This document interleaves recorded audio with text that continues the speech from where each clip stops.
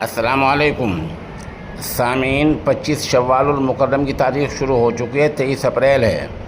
خبر کا عنوان ہے عازمین حج کے لیے کیرانے کے اشاعت الاسلام میں ہیلتھ ٹریننگ و تربیتی سینٹر۔ مغربی اتر پردیش کے ضلع شاملی کے قصبہ کیرانے کے دینی ادارہ اشاعت الاسلام میں آج حج ٹریننگ کے لیے ایک کیمپ لگایا گیا، جہاں 147 عازمین حج کو ٹیکے لگائے گئے، پولیو خوراک پلائی گئی اور انہیں حج کرنے کے طریقے بتلائے گئے۔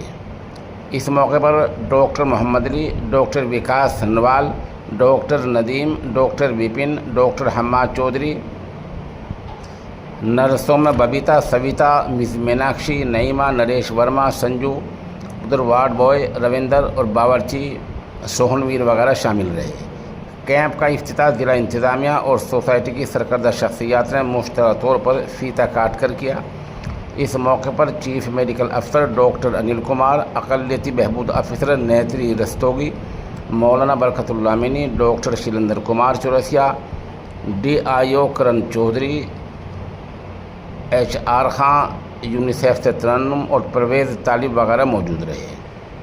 ادھر مولانا حامد حسین ٹپرانوی اور مولانا برکت اللہ مینی نے عازمین حج کو مناسک حج کی تعلیم دی۔